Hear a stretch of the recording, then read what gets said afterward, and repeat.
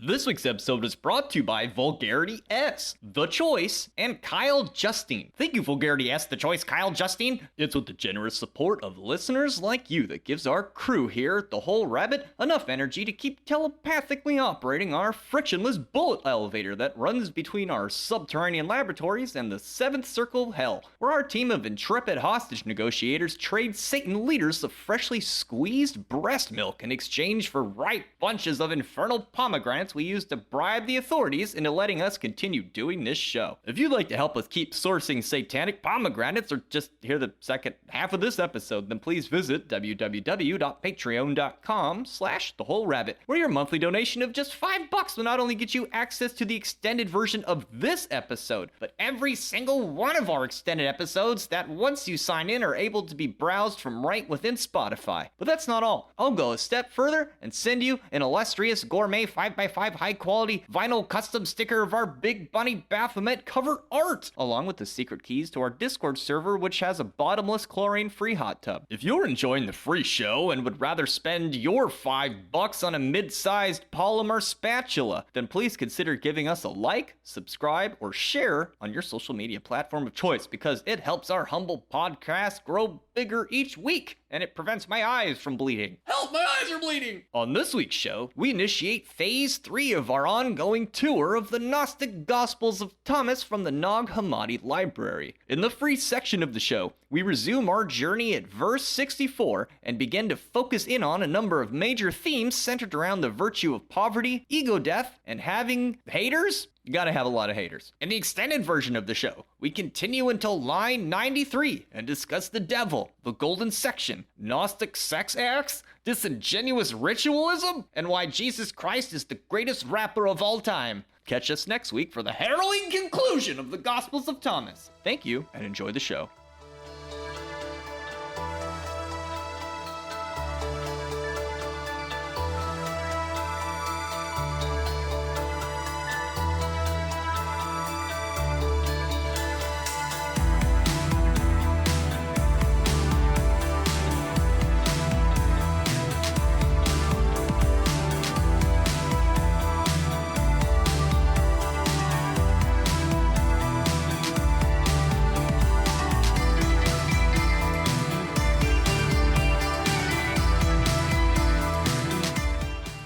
So I went running the other day with my Bible. My Psalms got sweaty. Yeah. Who is the greatest babysitter mentioned in the Bible? Who? David. He rocked Goliath into a very deep sleep. Who was the smartest man in the Bible? Who? Abraham. He knew a lot. What is a missionary's favorite type of car? What? A convertible. Wow.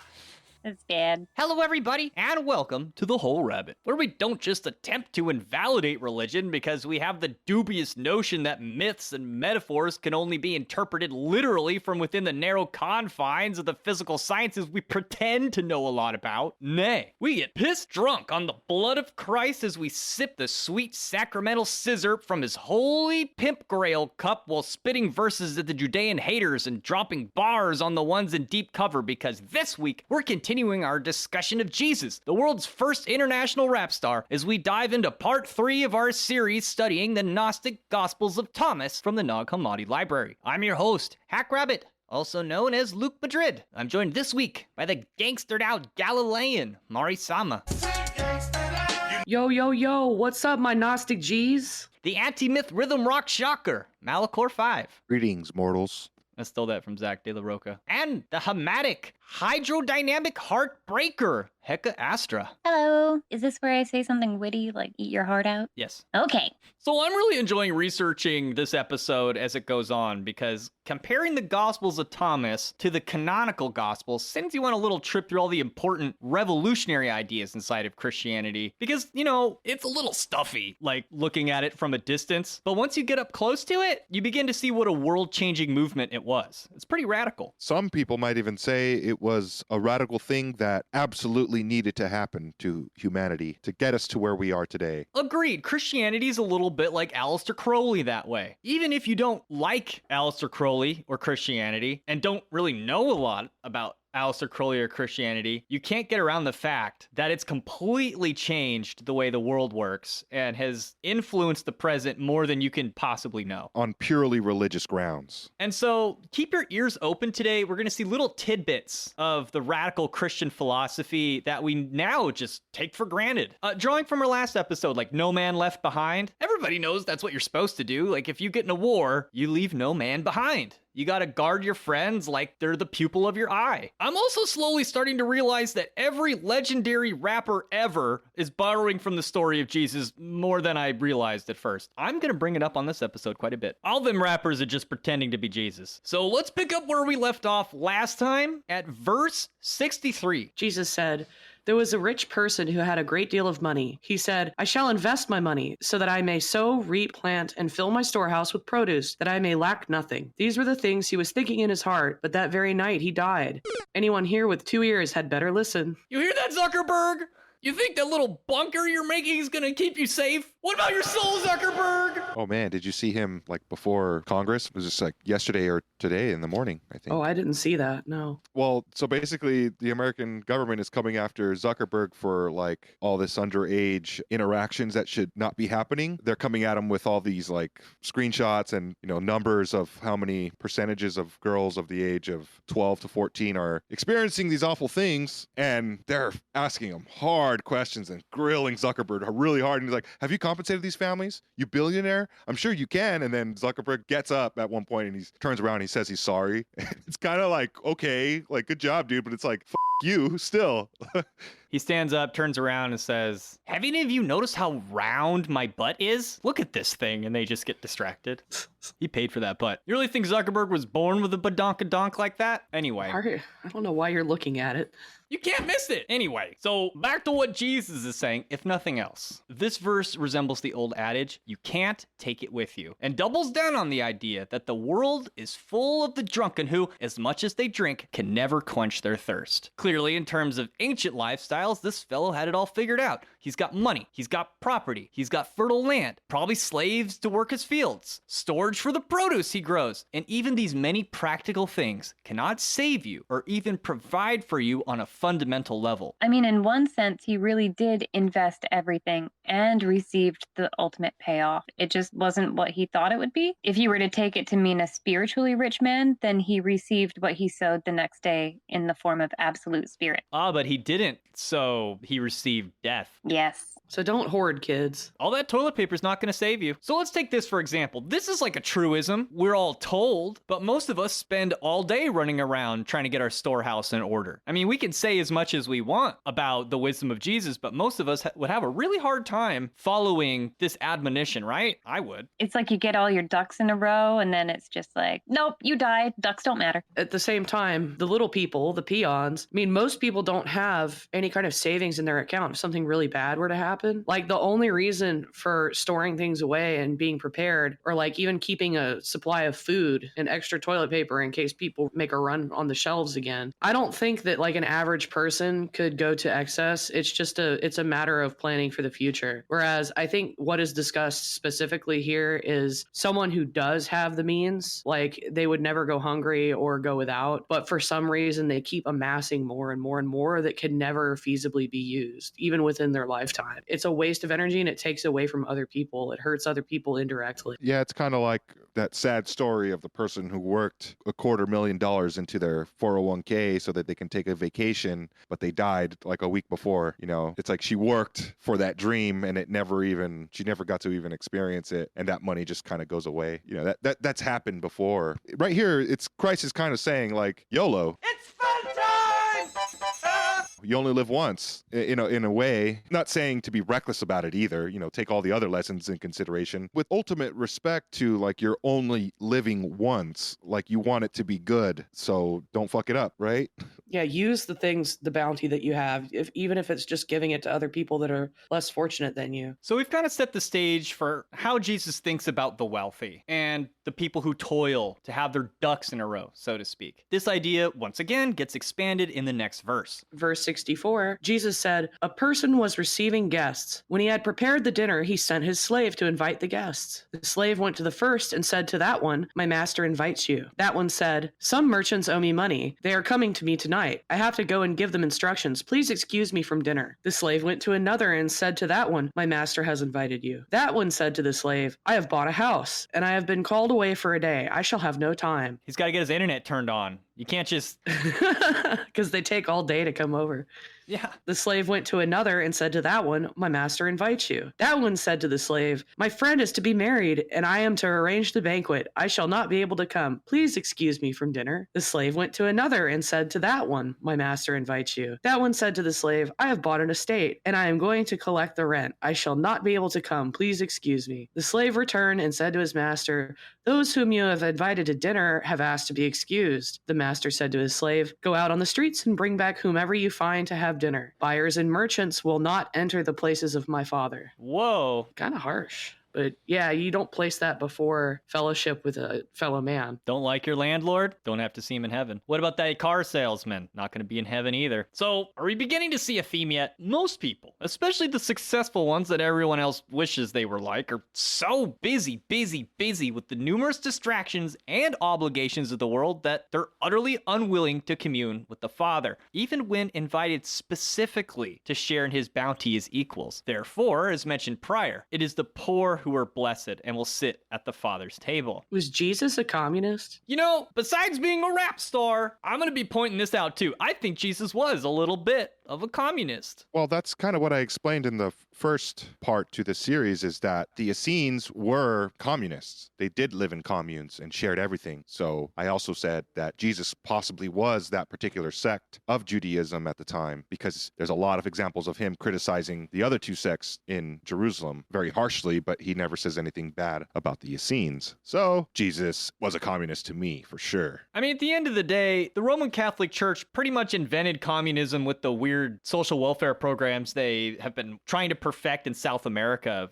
And then if you look at communism itself, it's just like, instead of Jesus, you have the state. The end. It's the same thing. It's just no God. So yeah, if we look at like the pyramid with the eye separated from it, that's the idea that like God and state are separated. But when you have the eye attached to the top of the pyramid, that's like communism, that God is the system, is the economy, is the government. And so we have to look at that system only and don't separate it from the divinity. That's what that symbol means. So on the back of your dollar bill, you see an eye separated from the bottom half of the pyramid. It's Illuminati stuff, sure, but it's communism versus capitalism. Man, in that case, I kind of want the eye hovering above, you know? Yes. There's some separation there. You can't just make the state God. That's effed up. Keep the capstone hovering. Thank you. All right, so this verse, though, about the master and the dinner and all that, it happens to be a more straightforward version of a verse that appears in Luke 14 and Matthew 22. There's also a commentary here in this verse that implies that those who are preoccupied with abundance of the material and manifest natures, referred to in the verse as buyers and merchants, are incapable of experiencing salvation in the form of a seat at the Father's table. And for me, this is very much like the concept of the chalice of Babylon being filled with the blood of the saints, that blood being you and your multifaceted manifest nature. So these things are sacrificed and poured into the feminine chalice.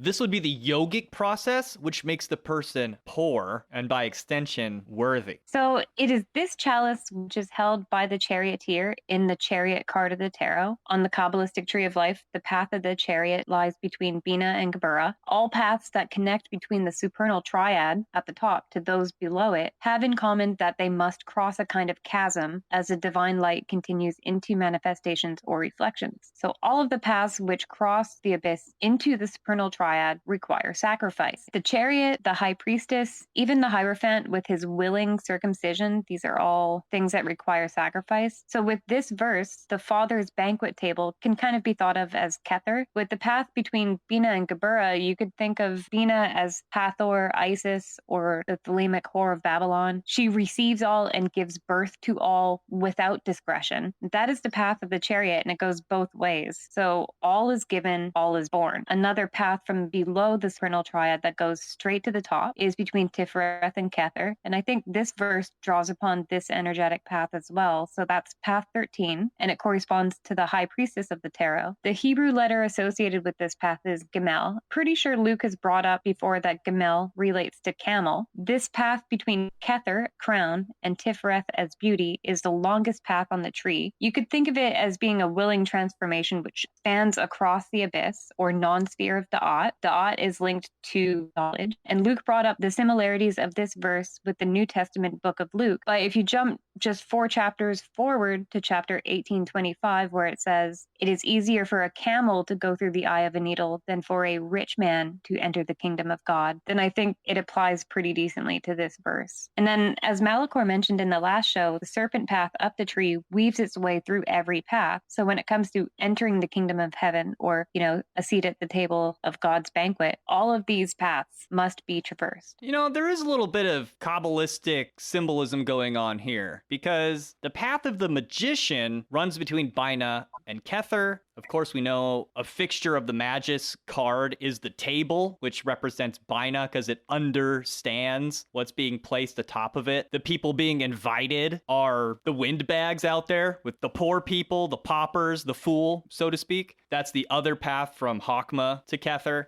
Just random people. And then, like you said, the path of Gamel relates to this as well, because the rich man and the camel, etc., etc. How are you supposed to get into heaven? Well, you have to have nothing. You have to be like the fool, You have to follow the path of Gamel, go through the eye of the needle. And even that path, the path of the high priestess, which crosses over top of the path of the empress and her relationship to the doorbolt, all of this stuff ties in with other lines in the Gospel of Thomas with doors being opened that we're going to get into later at some point. So I think this is all very much a Kabbalistic way of understanding what's going on in this verse. Well, ain't that the thing about Jesus? He's saying the esoteric content, but in a way anyone can understand it with symbolism and imagery familiar to the normal person. Yeah, and that symbolism, imagery, or archetypes are found in the tarot cards. So it's why we can relate the tarot to almost anything that we find in this manifested world, I guess. Well, yeah, the whole Christian world that made these tarot cards uses the symbolism from the Bible and presumably from the non-canonical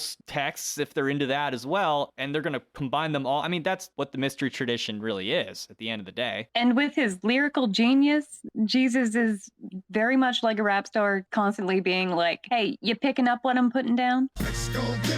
So really, this verse is like what you're saying. You have to give it all up to God so you can make it through the narrow opening into heaven. And it's said that you have to do that very same thing to cross the abyss. It's like crossing the abyss is like a lower octave of that true contact with like the source God, whenever that's supposed to happen. Maybe when you die, or if you do it in life, I don't know. And if you're doing the serpent path, you're doing all of these paths. So you are the fool, you are the magician, you are the high priestess, you are the empress. You're doing all of these. And there's multiple sacrifices that are made with several of those paths. It's just like 50 Cent says, "I gotta make it to heaven because I'm going through hell." I'm sorry. Word. It's good. It's the truth. All right, so now that we've confused everyone with Kabbalah, on to verse 65. He said, "A person owned a vineyard and rented it to some farmers so they could work it and he could collect the crop from them. He sent a slave so the farmers would give him the vineyard's crop. They grabbed him, beat him, and almost killed him, and the slave returned and told his master. His master said, perhaps he didn't know them. He sent another slave, and the farmers beat that one as well. Then the master sent his son and said, perhaps they'll show my son some respect. Because the farmers knew that he was the heir to the vineyard, they grabbed him and killed him." Anyone here with 2 ears had better listen. I love it that a lot of these lines end with 2 ears and you better listen, because that's totally rabbit stuff. Picking up what I'm putting down. So Van Gogh doesn't have to listen. No. He's got one rabbit ear. It's not enough. I think if we're still talking about the paths on the tree of life, that this plays into what we were just talking about, where they don't recognize these people over and over again. So it's kind of this sacrificial, nobody becoming none kind of idea. Now, a longer, more detailed version of this parable does exist in Matthew, Mark, and Luke. In the case of the Gospels of Thomas, however, the tale has a dramatic 3-part setup familiar to popular folk tales like the Three Little Pigs or Little Red Riding Hood. Presumably, the owner of the vineyard is God, the vineyard itself maybe Israel, the evil renters are the legal and religious establishment, while the servants and the owner's son are like the prophets and Jesus Christ respectively. The conclusion of the parable in the Synoptic Gospels invokes the rejected cornerstone, which here in the Gospels of Thomas comes in the very next line. Clearly, each book is working from a very similar script. Verse 66, Jesus said, "Show me the stone that the builders rejected. That is the keystone." This is from something else too, right? This line, the stone that the builder refused shall be the cornerstone. Probably a rap lyric. I know Sublime says it. No, I think you're right. I feel like I've heard it before somewhere else. That's not rap. Isn't it in the introduction to the Boondocks? I am the stone that the builder refused. Yeah. Yeah. There's a lot to say about that little bit of words. Boondocks is just about Jesus too. Probably, yeah. So naturally, the rejected cornerstone, almost certainly Jesus, who, blessed above all by God, is totally rejected by the Israelites. If we assume the Gnostic perspective of the Thomas Gospels, where an accomplished student of this wisdom becomes one with Christ, then we might also assume this is true of all the early Christians who were likewise treated as rejects, fed to the lions, etc. So what about the cornerstone? Well, regarding this exact idea, according to Hippolytus, the Nicenes spoke of the archetypal heavenly man, whom they called the Adamus, as their chief cornerstone. Just to throw in some Kemetic relations, Adamus or Adam is comparable to the archetypal heavenly firstborn Atum, who in completion of birth is Nefertem, which we talked about last episode. Just as the biblical Adam is made in the image of God, we see the birth of the divine child Horus reflect the self-created virginal birth of Atum. So relating the divine child Horus to Jesus and Atum to God, we also see that the two are unified through knowledge. This notion is parallel to the Gnostic Adamus, where Adamus is unified with perfect knowledge as his consort. This also happens to be parallel to the Kepher to Tiferet connection of the high priestess and the long path through Da'at as knowledge. The memes converge pretty decently. Which is an interesting line to finish on, because there's some ideas converging in my head right now. I think this is what the whole Rock of Ages thing is. And if you don't know what that is, it's kind of like how God is like still an unmovable object. It's like you refuse this rock, but it still is going to come back and become like a foundational part of the whole structure. It's just part of the nature of God. It's almost like this first arising. It's that idea again of just like, well, you refused me. I was kind of like in the nothingness, but I'm still going to rise up out of this mound idea, this rock. And it's like kind of, that's what the Rock of Ages is. You could also kind of think of it like we are all rejected cornerstones having been cast down from heaven into this material existence. We'll be bringing it up again later, but Adam Kadmon, or Adamus, or whoever you want to think of it, he's the keystone, he's the foundation, because that's like the soul we all got split off from. Like all of our roots are in Adam, according to the Gnostics. And even, according to mainstream Christianity, it's just that to the Gnostics, Adam and the garden are not somewhere physical or even material. That's in like the world above worlds, above the abode of the sun and the moon. And it's pre-manifest. And we all manifest from that. That's why my whole theory that Kether is just like a hard rock of cocaine and we're just like little breaks off of that solid, pure. That's not un-Gnostic. That's very close to what their idea is about Adam and Kadmon and the Son of Man and all that stuff. Yeah, and the word mesla means like the flow or like the dripping from heaven, and it's just like perfect. The flaming sword is the very action of going through the tree of life in order. It's like a line of cocaine from heaven. It's beautiful. I want some. Don't you get too high. Now I'm having fun. But yeah, God is a big ass crack rock in heaven, the purest crack. Uncut. But you're a cut of it somehow. We're pure too. Are you saying that you just got to find that inner crack within you? Yes. And crack is now synonymous with Jesus, so yes. Oh my God. Wow. That's why times are so tough down here. We've got a little piece of God in our soul, just with a ton of foot powder sprinkled on top. I think this is why when people get high off of crazy shit like crack, they just start talking about the Bible and God. They're probably not wrong. That would explain it. Yeah, that's my theory. Okay, Mari, hit us with verse 67. Jesus said, "Those who know all but are lacking in themselves are utterly lacking." According to Gnostic Jesus, we profit less from knowing everything about the world than we do knowing a little about ourselves. After all, according to Gnostic cosmology, the human soul is but a spark of the pleroma, a word that means fullness and represents the heavenly world of reality beyond the shoddy, simulated foot powder world of physical matter created by the abortive demiurge. Likewise, we ought to seek to rejoin with it. In some versions of Gnostic cosmology, it is the Sophia who breathes the spark of life into the clay bodies fashioned by this mad spiritual tyrant Yaldabaoth, the demiurge. In this way, Sophia is likened to our own soul. Her name itself means wisdom, and her Hebrew equivalent, therefore, is Chokmah, the first Sephirah on the Kabbalistic tree of life to split off from the unity of Kether, the crown. You know, come to think of it, if Adam is Kether, the rib would be the first emanation of him, which creates Eve or Sophia. Because prior to the emanation of Chokmah, Kether is like, it's not passive and it's not active. It's sort of neither. And when it overflows, it becomes Chokmah, and it's conceptualized as the relationship between a point and a line. So in this case, the line would be the rib, and Chokmah would be Eve.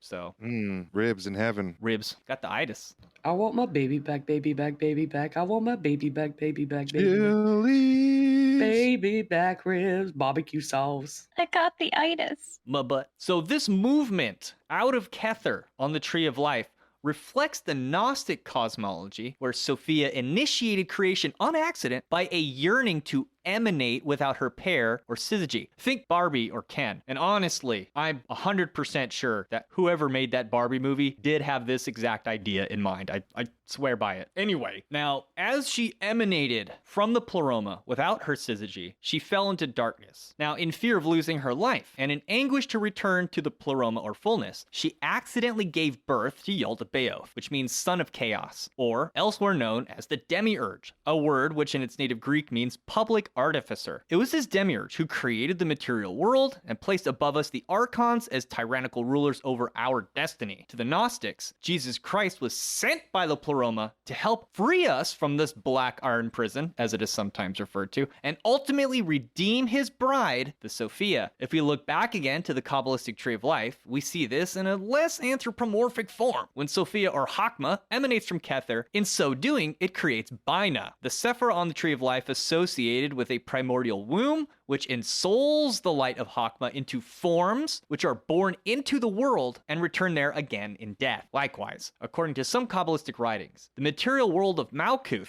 the world we live in, is thought to rest upon Bina's lap. Even without the moral dogmas of the Gnostics overlaid upon it, the idea behind the tree of life is to reascend back towards the fullness of the higher reaches of the tree, which likewise correspond to the higher, more rarefied abodes of heaven, the ones that won't pass away, according to Jesus. And so now that you know this, you can quit your day job and begin seeking Sophia full-time. Of course, fair warning, if you do, you will be hated and persecuted. Don't say I didn't warn you. You know why they gave Ken that big fluffy jacket in Barbie? It's because of Yaldabaoth's lion-like mane. Okay, I'm done. Go watch the damn movie. Okay, verse 68, Jesus said, "Congratulations to you when you are hated and persecuted, and no place will be found wherever you have been persecuted." All right, it sounds like I'm doing exactly what Jesus wants. Yeah, me too. For once. This verse, like a few others, comes off a bit strange. Academics relate it to Luke 6, line 22 through 23, and Matthew 5, lines 10 through 12, which congratulates Christians for the persecution they will necessarily face, where, in both verses, Jesus Christ offers that it is due to him whom the world has rejected. Like, you're friends with me, and so the world hates me, and so they're going to hate you. Therefore, to be wrongly persecuted is evidence of, contrary to what one may first think, that God actually loves you. If you got haters, it's because God is favoring you. I don't know. I think he's gaslighting us, but talk about that some other time. Nah, it's just like, you know, how the goth or emo kids would act. It's like, everyone make fun of me, but that means I'm cooler than all them. Like, that's the vibe I'm getting from Jesus. Those people made fun of me. Well, I'm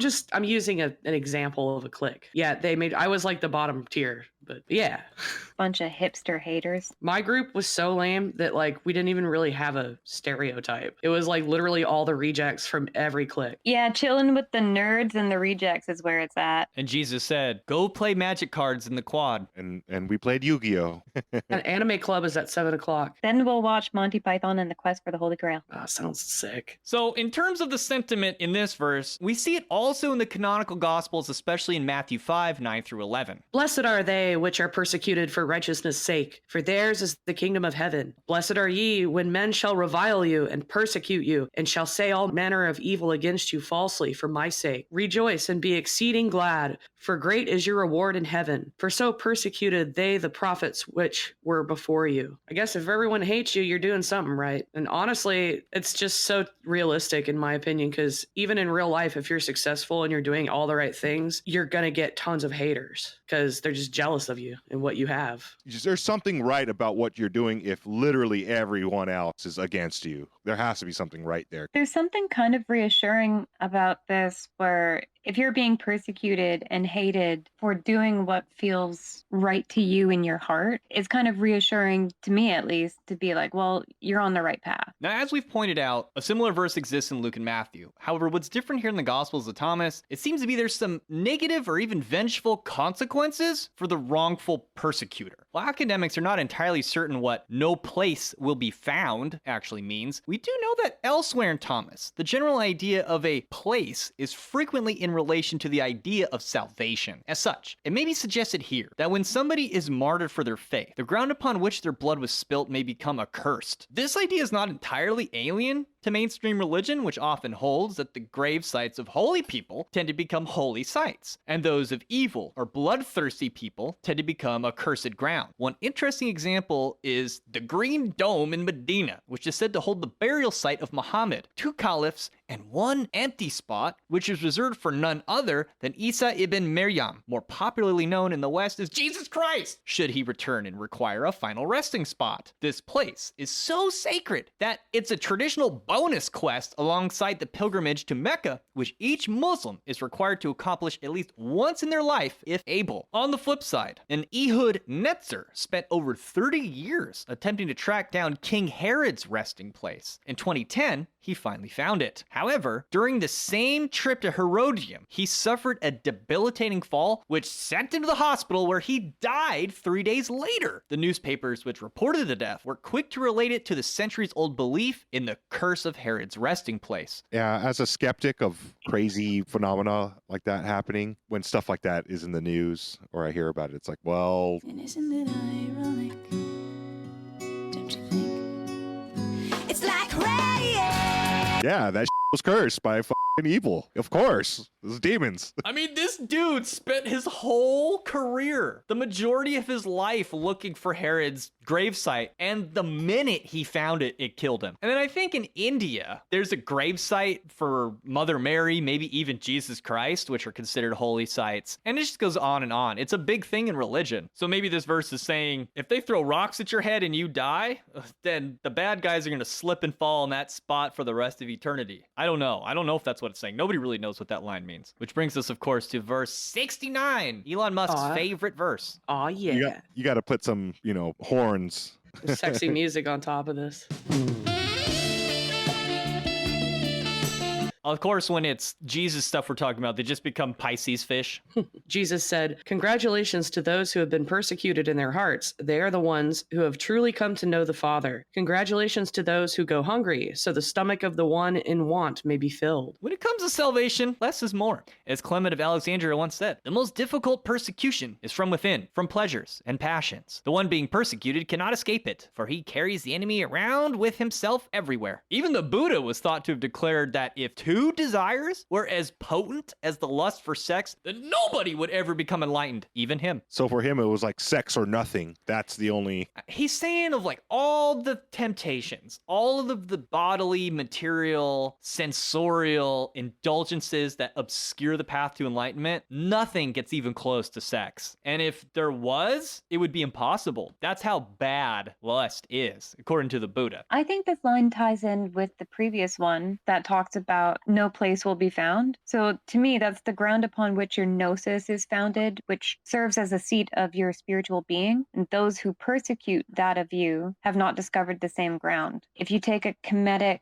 clue, the seat of your spiritual being is your heart. And this line refers to persecution in their hearts. So this line and the one similar to it found in the Bible feels very reminiscent to me of a chapter 1 verse in the Book of the Law, where Nuit says, "This is the the creation of the world, that the pain of division is as nothing, and the joy of dissolution all. In essence, the pain of being divided or left in want is nothing compared to the ecstasy of union with God. The feeling of fulfillment being perfection is all-encompassing, similar to that of a starving person who is suddenly given an all-you-can-eat buffet. I think the persecution of the heart that is brought up is also of particular interest. We can discover who we truly are through our trials in life. Persecution of the heart can lead us to opportunities of self-reflection, shadow work, and through these trials and coming to know our true naked selves, we come to know God. The word want itself has two relationships. One relates to the desire or wish for something, and the other implies a lack of or deficiency of something, as in to be left in want is to be deficient of that thing. So this ties into earlier verses where Jesus says there are days you will seek him and you will not find him. It's all duat, dark night of the soul stuff to me. And this, for me, is confirmed by the next part of the verse that brings up the stomach. So again, if you look to Egyptian symbolism, the stomach was guarded by the jackal-headed Dwamata, and he was associated with the east, the place where the sun rises from the duat, that's the darkness, right? And his name means he who worships his mother. And like the other four sons of Horus, they were all born from a lotus flower in the fashion of Nefertam. I hope that made sense.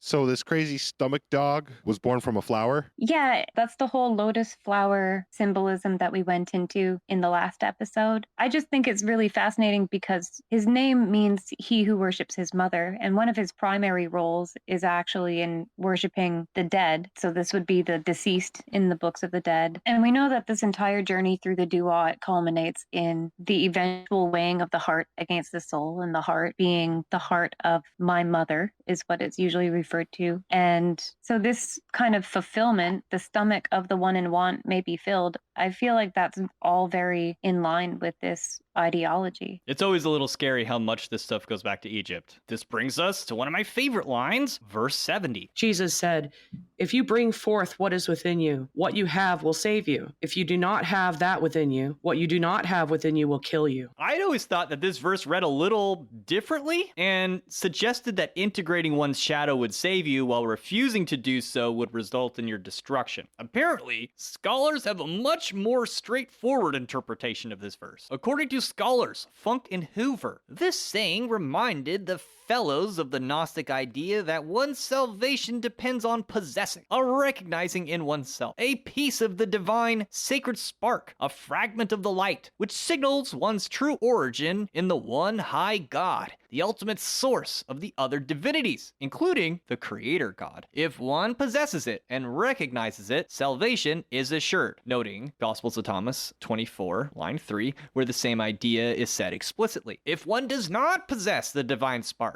there is nothing one can do about it. I think that the scholarly interpretation still plays well with the shadow work concept. I like what you were saying about the shadow work stuff. I think it ties really well into duat journey. And if you want to think of bringing forth what is within you as being like raw, going through the duat, your consciousness, and then the harmonization of shadow work being through the gates, through the duat with all the demons and the slaying of Apap. It does have a bit of a feeling as well of separating the wheat from the chaff. I think it plays on the emerging from the duat and rebirth as a new sun or consciousness concept. Well, yeah, I mean, I could see it both ways because, you know, even towards the beginning, we were discussing putting on garments or whatever, like the whole idea of wearing an ego, and that this kind of looking into yourself for the spark of divinity inside of your ego. And then the bringing it forth would be to like go through everything that makes you who you are to bring that spark of divinity forth and out of yourself. Like you do have to confront these things and go through your shadow work in order to recognize that in yourself. Right. It's like saying the best light workers are the ones who have done the shadow work. Like if you're just solely focusing on the light work, you're only looking at the daylight. You're not going through the nighttime. And the rebirth of the consciousness, it's complete only if you go through the nighttime as well. And I would argue you wouldn't even be able to recognize God within yourself if you do not go through both. Yeah, I agree. This pairs pretty well with the last verse then, because you're supposed to feel persecuted in your heart. I guess because you're the one doing the persecuting. You're the one who's giving yourself a tough time and doing the shadow work. So you can bring forth the inner light within you once it's discovered. And you can't stop looking for pearls just because you're allergic to clams. You know what I mean? Yeah, and the last line here of line 70, what you do not have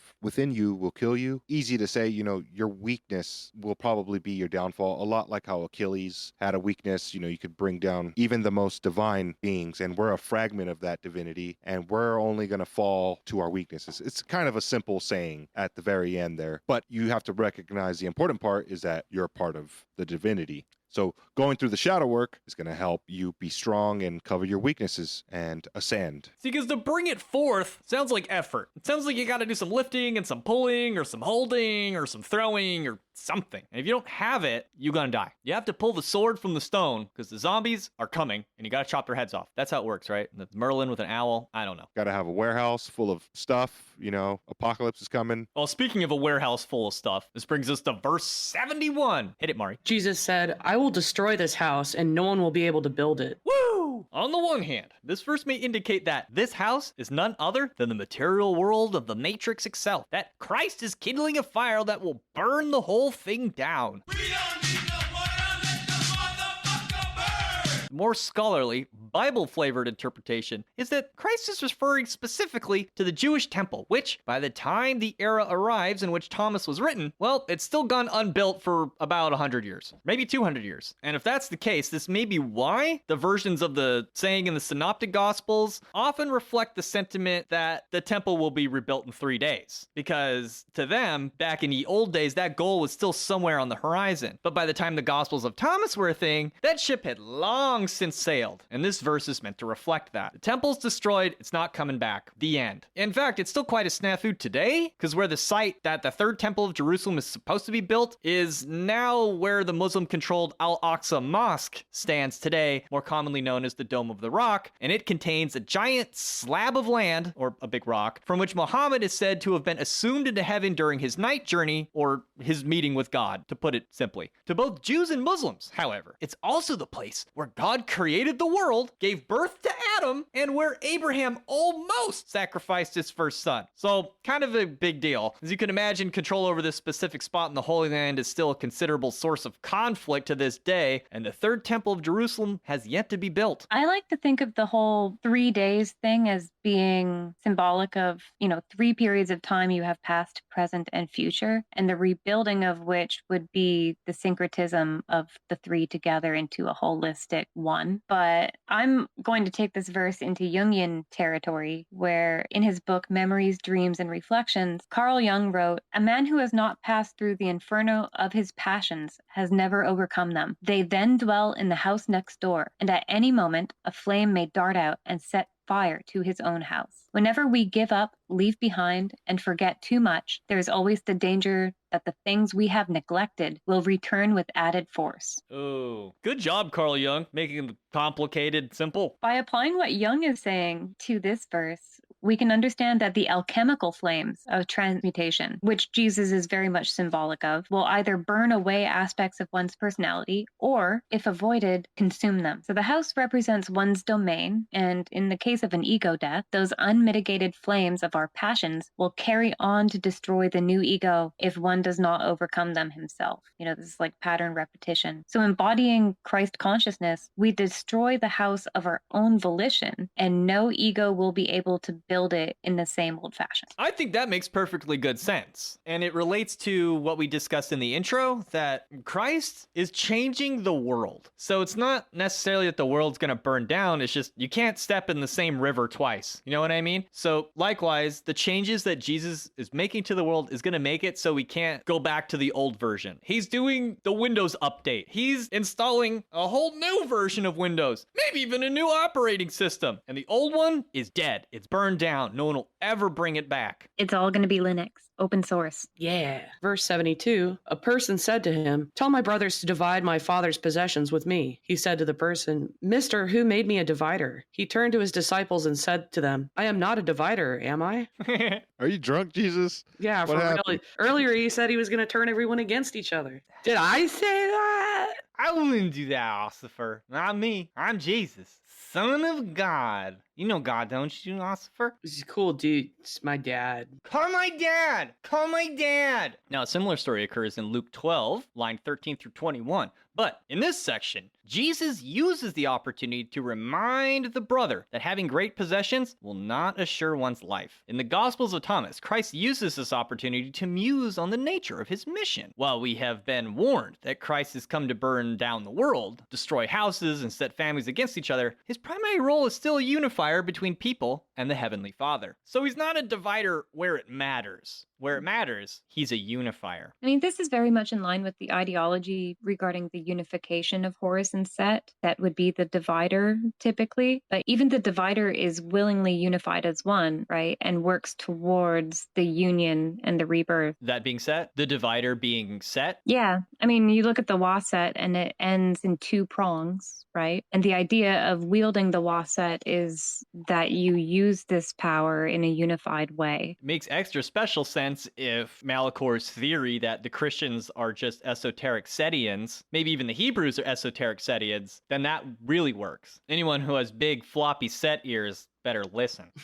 Yeah. Verse 73, Jesus said, "The crop is huge, but the workers are few. So beg the harvest boss to dispatch workers to the fields." And that's how the UFOs got here. Jokes aside, once again, we find another verse relating the world to a farm. In this case, it would seem that once again, the owner of the field is related to the Heavenly Father, who, wishing to reap the divine sparks trapped within us, is asked to dispatch more prophets, saints, and messengers to accomplish a greater yield of salvation. This pairs well with the last statement, as we may assume Jesus is just another one of these workers who is gathering together the harvest of souls on his Father's behalf. Like he's separating the wheat from the chaff, but he's gathering that wheat, all right. Verse 74, he said, "Lord, there are many around the drinking trough, but there is nothing in the well." This seems like a shorter version of the alternately drunk and thirsty inhabitants of the world from line 28, and may be a variant of a Greek mystery saying attributed to Plato, which goes, "The wand bearers are many, but the initiates are few." This was also true of the 2010s. According to Celsus, the same phrase was found in a work by the Ophites, who are serpent worshippers,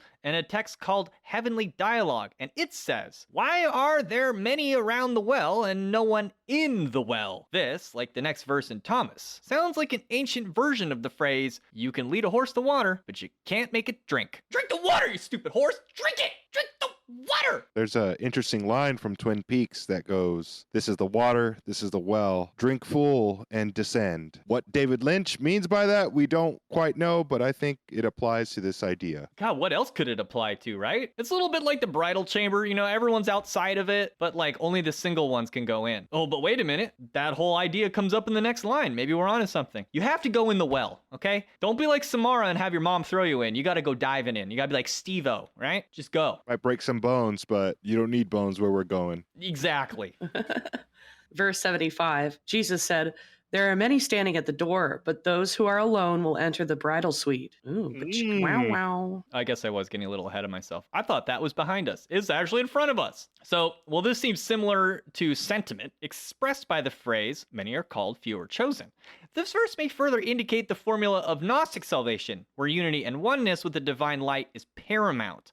While chastity may be hinted at here, it seems just as likely that those who are alone are those who have found total unity with God, who are one with and simultaneously above all the other things. Likewise, as with the war engine in the 3rd chapter of the Book of the Law, the many may stand metaphorically for a plurality of thought or focus, as much as it does the rabble one is made to be separate from as a Gnostic. So like you may have all these thoughts or whims or ideas or aspects of your personality, but none of them are going down deep enough into the source. You have to like isolate the part of you that is willing to go there, perhaps. I kind of like to think of the, you know, in the bridal suite, you have the bride and groom alone together, and the bride being Nuit and the groom being Hadith. So that would be the one aspect of yourself in a private union. And in Jewish tradition, the bridal suite is called the Yikad. I probably murdered that pronunciation, but it means together. Oh. And it's the first time after the couple are wed that they're alone. So the bridal suite is typically a private room, and it's traditional for several guests to stay outside the room to guard it to ensure the newlyweds' privacy. If you relate this concept to the things that we've talked about so far, the many earthly aspects of ourselves, our personalities, etc., are not what are married, but they are charged with standing guard to protect that union. Oh. That's a cool job. You know, it could also be applied to the marriage of the holy guardian angel as Christ consciousness, or an alchemical marriage of the self, which leaves behind the impurities and unites with God. And it's a very personal gnosis thing, again. And the bridal suite would be metaphorically hermetically sealed in this sense. I think your interpretation actually makes the most sense here. I agree, because it reminds me of what you were saying in the beginning of this episode about kind of pouring yourself into the chalice and giving it up. You know, that's what Christ mentality is talking about. That's what the Hermetic formula is referencing, is this pouring into the chalice all your ego to, you know, make contact with your true self, your guardian angel, and integrate it into your magical journey. Well, and also, like, if you think of the path from Tiferet to Kether, and you have the Empress that goes across, you know, at the bottom of the triangle at the top of the Tree of Life, and you have her association with the door, and all those aspects of yourself aren't allowed past that. Oh, that's They have true. to, you know, they have to stay behind. I think you cracked the code on this one. So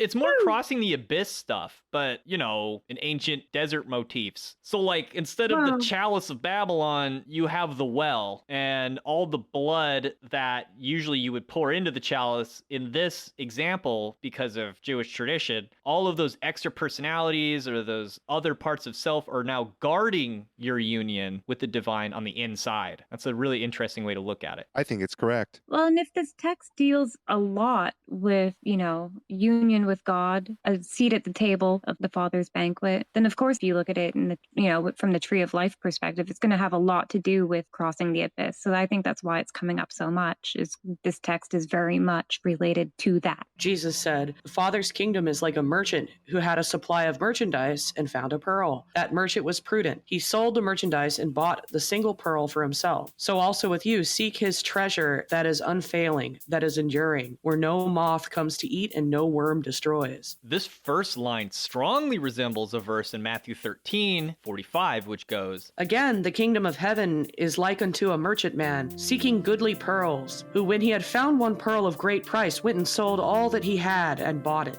The overall idea is that what God has to offer us is greater than anything else we could ever own, and we should seize any opportunity to achieve unity with the Father, even unto shunning all that we have, especially our worldly or professional attachments. Here, like in our metaphor of the Father sowing seeds, we are met once again with the threat of hell's worm finding the opportunity to consume us. While the evils of the world can readily consume us alongside our works and accomplishments, it can do no such thing to our spiritual accomplishments or unity with God. But if you'd like to buy the rest of this episode, which is a pearl of great price of $5, then please visit www.patreon.com/thewholerabbit, where your monthly donation of just $5, Mr. Merchant Man, will not get you just the extended version of this show, not just the extended version of all our Gospels of Thomas shows, but the extended version of all our episodes, which are once you integrate with Patreon, browsable right from within Spotify, which is convenient as hell. Besides that, I'll send you a 5x5 high quality vinyl sticker of our Big Bunny Baphomet cover art, which I just restocked on, and we're not cheap.